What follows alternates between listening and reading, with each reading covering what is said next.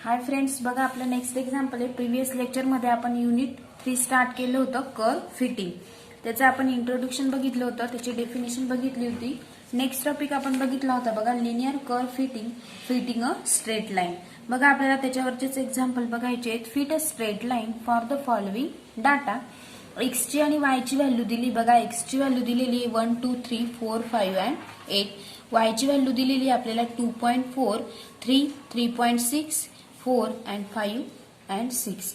या पद्धतीने आपल्याला व्हॅल्यू दिलेली आहे. सोल्युशन काढायचं आहे आणि फाइंड आपल्याला करायचं आहे. बघा find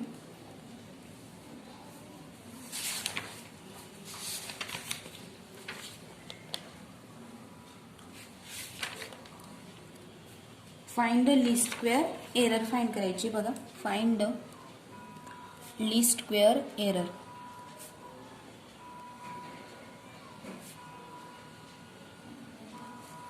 solution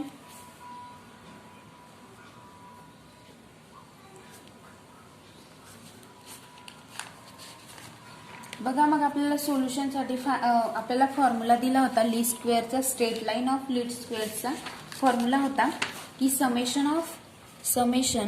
n is equal to 1 to n xi into yi is equal to a into summation of n is equal to 1 to n into xi plus b into summation of n is equal to 1 to n into xi चा square. या पद्धतीने हा formula दिलाय. बघा मग या फॉर्म्युल्यामध्ये आपल्याला काय काय लागणार आहे. xi लागणार आहे, yi लागणार आहे, xi yi xi चा स्क्वेअर लागणार आहे आणि xi इंटू yi इतके आपल्याला कॉलम लागणार आहेत. मग त्या पद्धतीने आपण त्याची टेबल बनवून घेऊया. xi yi xi square and xi into yi या पद्धतीने.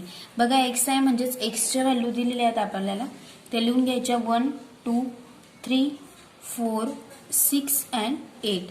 नेक्स्ट आपल्याला yi म्हणजे y दिलेला आहे. बघा 2.4 3 3.6 4 5 अँड 6 या पद्धतीने.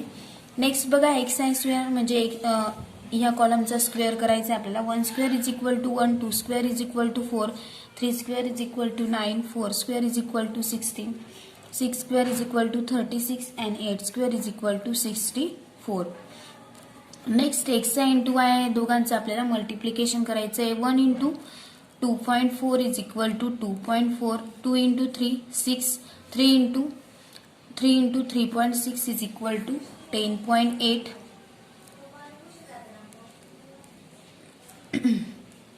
Next 4 into 4 16. म्हणजे आपण 0.0 का देतोय, कारण आपल्याला 2.4 फर्स्टचं सोल्युशन आलेलं आहे. म्हणजे आपल्याला रॉंग न होण्यासाठी आपल्याला त्यांचं जेव्हा आपण समेशन करू त्याच्यासाठी आपण 16.0 इज इक्वल टू 16च. नेक्स्ट 6 इंटू 5 30 म्हणजेच 30.0. Next 8 into 6 48.0. या पद्धतीने आपण हा कॉलम तयार केला. बघा मग नेक्स्ट आपल्याला त्या टेबलची सम करायची आहे. सम याची जर आपण सम केली 1 plus 2 plus 3 plus 4 plus 6 plus 8 is equal to किती मिळेल आपल्याला 24.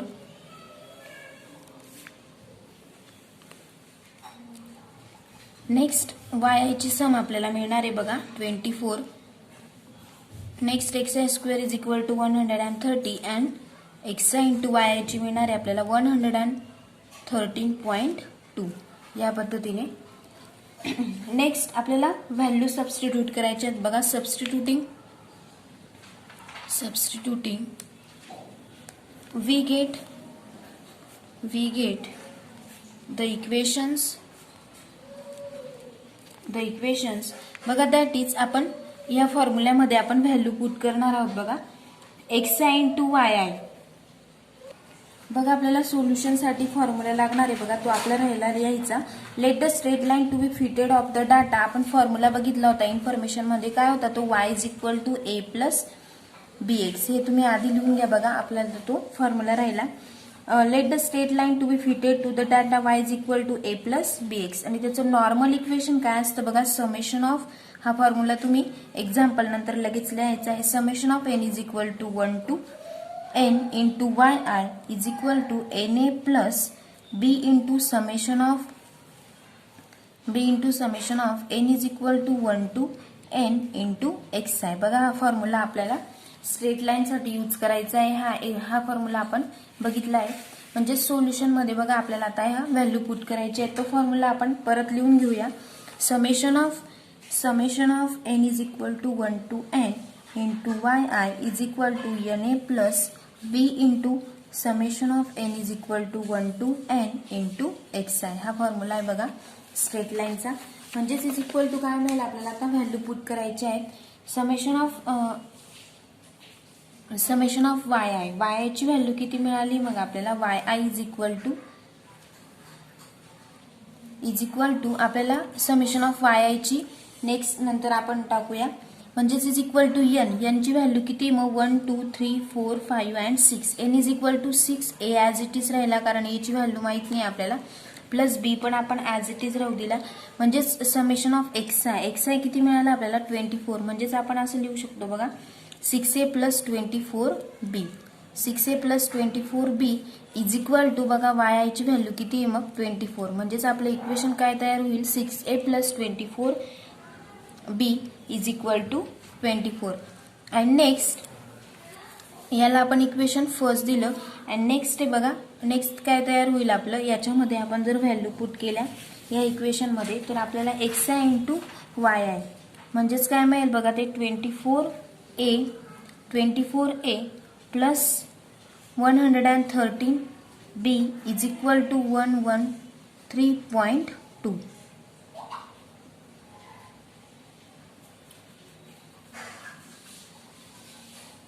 बघा म्हणजेच ही व्हॅल्यू म्हणजे ह्या व्हॅल्यूमध्ये या फॉर्म्युल्यामध्ये आपण व्हॅल्यू पुट केलेली होती. नेक्स्ट बघा आता आपल्याला इक्वेशन 1 आणि 2 जर सॉल्व्ह करायचं असेल ते सबस्टिट्यूट करायचं असेल तर सबस्टिट्यूट करण्यासाठी आपल्याला काय करावं लागेल equation first multiply by 4. Equation first multiply by 4 and equation 2 multiply by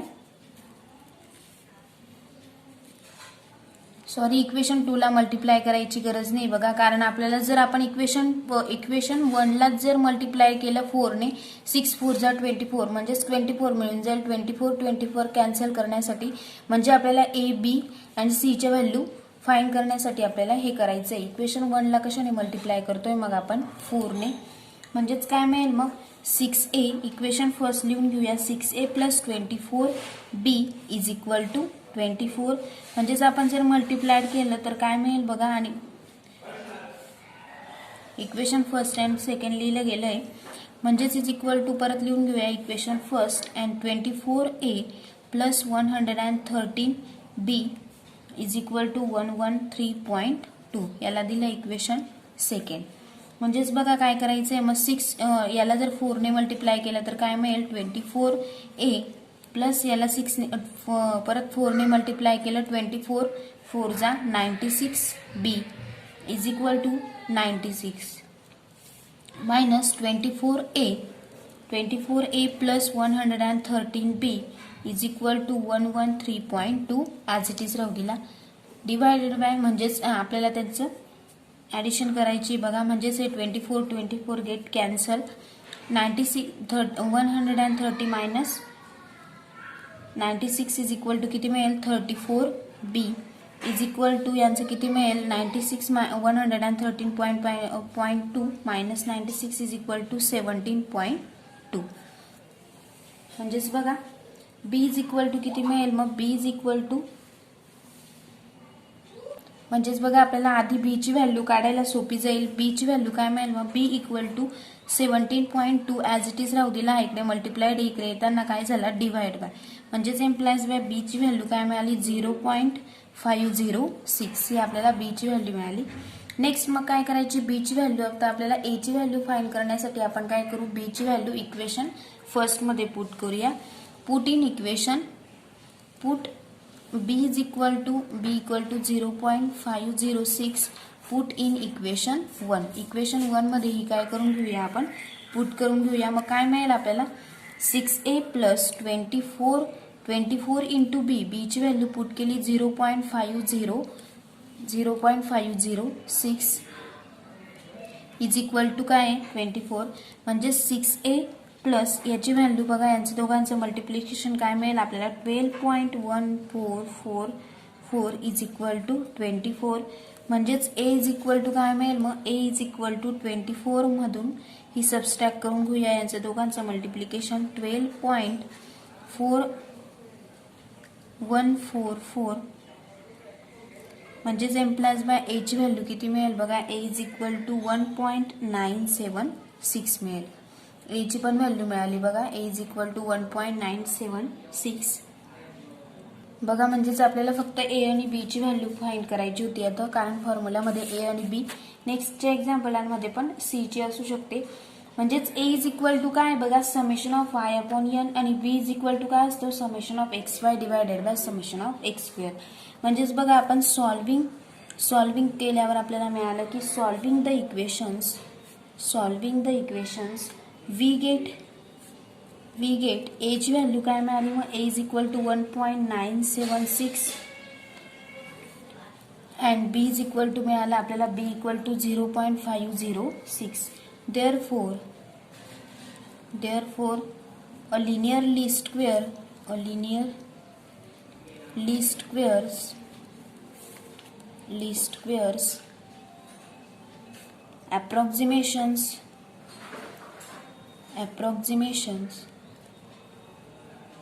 to the data is y is equal to मिळालं बघा आपल्याला, y is equal to काय होतं, a plus b into x. हा फॉर्म्युला बघितला होता बघा स्ट्रेट लाईनचा. y is equal to काय असतो, a प्लस बी एक्स. म्हणजेच y is equal to काय मिळेल मग आपल्याला, a ची व्हॅल्यू 1.976 प्लस b ची value 0.506 into x as it is. हेच काय मिळालं मग आपल्याला, सोल्युशन मिळालं. हे आपल्याला इक्वेशन आणायचं होतं. नेक्स्ट एक्झाम्पल बघूया, second example.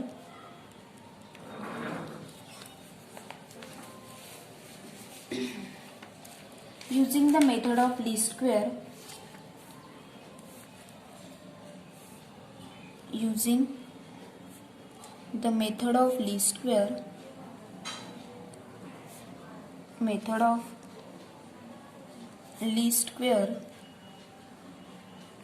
fit a straight line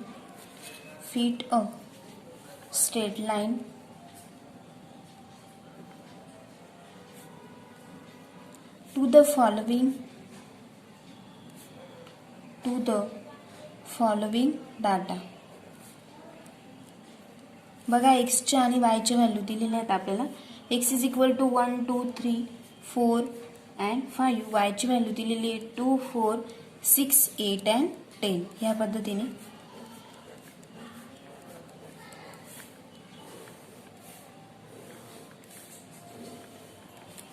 solution बघूया. Solution,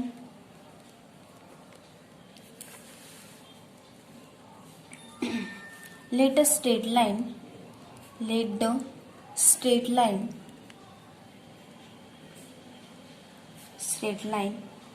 to be fitted to the data काय फॉर्म्युला होता, y is equal to a plus bx. then the normal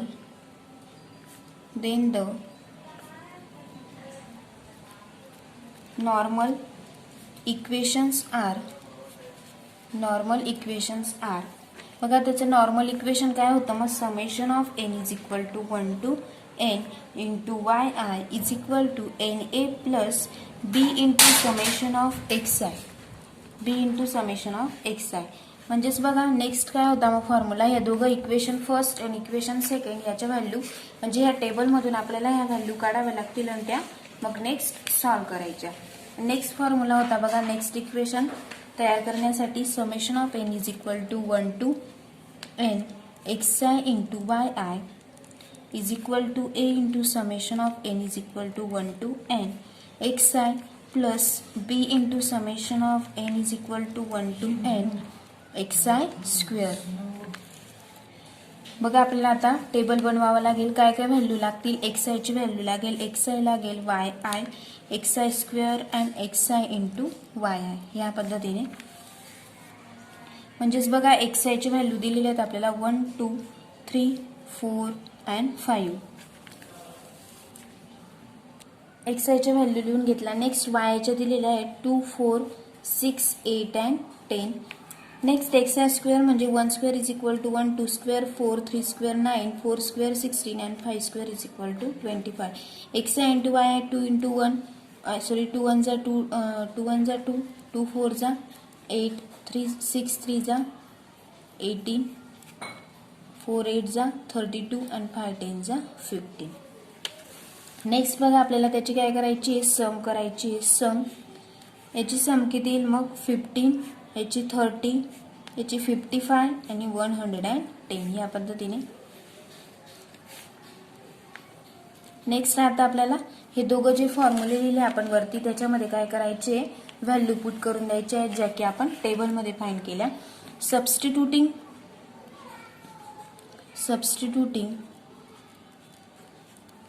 we get the equations. बघा आपल्याला काय मिळालं मग equation 5a म्हणजे n ची व्हॅल्यू किती मिळाली, na plus b into summation of xi. याच्यामध्ये व्हॅल्यू टाकायची 5a plus 15b is equal to yi म्हणजे summation of y is equal to 30. आणि सेकंड मिळालं होतं आपल्याला 15a plus 55b is equal to 110. Next बघा आता आपल्याला हे सॉल्व करायचंय. आपण फर्स्ट इक्वेशनला कशाने मल्टिप्लाय करणार आहोत बघा. 15 इथं 5 दिसतोय, इथं 15 दिसतोय. मग आपल्याला दोघांना याला जर आपण मल्टिप्लाय बाय 2 केलं 5 2 जा 30 आणि इथं जर 6 ने मल्टिप्लाय केलं तर 5 6 जा 30 म्हणजे दोघं 30 30 मिळतील. असं आपल्याला इक्वेशन सेम आणायचं असेल तर फर्स्ट याला आपण इक्वेशन फर्स्ट दिलं आणि याला इक्वेशन सेकंड दिलं बघा. मग equation first multiply by 6 and equation 2 multiply by multiply by 2 या पद्धतीने आपल्याला मल्टिप्लाइड करायचं आहे. नेक्स्ट म्हणजे सोल्युशन मिळेल बघा आपल्याला. जर 5 फर्स्टला 6 ने मल्टिप्लाय केलं 5 6 जा 30a प्लस 15 6 जा 90b is equal to 13 180 minus याला जर 2 ने मल्टिप्लाय केलं 30a plus 110b is equal to 220. म्हणजेच बघा 30 30 गेट कॅन्सल, a ची व्हॅल्यू काय मिळून जाईल आपल्याला 0 plus 20b is equal to 40. म्हणजेच b ची व्हॅल्यू काय मिळेल बघा. b इज इक्वल टू काय मिळून जाईल आपल्याला, b is equal to 40 divided by हा मल्टिप्लाइड इकडे येताना डिवाइड होईल. म्हणजेच एम्प्लाइज बाय b ची व्हॅल्यू काय मिळेल आपल्याला, b इज इक्वल टू 2 मिळून जाईल बघा. b ची व्हॅल्यू इथं मिळाली. मग आपण काय करायचं, b ची व्हॅल्यू इक्वेशन फर्स्ट मध्ये जर पुट केली तर आपल्याला काय मिळेल, a ची व्हॅल्यू मिळेल. आणि a ची पण मिळाली बघा. a इज इक्वल टू आपल्याला ऑलरेडी 0 मिळालेली म्हणजेच a इज इक्वल टू 0 मिळाली आणि b ची व्हॅल्यू किती मिळाली 2 मिळाली बघा. म्हणजेच a ची आणि b ची व्हॅल्यू काढायची होती ती आपल्याला मिळून गेली. a is equal to 0 and b is equal to 2. ते आपल्याला कशात पुट करायची, जे आपण स्ट्रेट लाईनचं इक्वेशन लिहिलेलं आहे त्याच्यात आपल्याला a ची आणि b ची व्हॅल्यू पुट करायची. y is equal to a plus bx या फॉर्म्युल्यामध्ये. नेक्स्ट बघा म्हणजे solving these equations we get a is equal to काय मिळालं 0 and b is equal to किती मिळालं 2. म्हणजेच therefore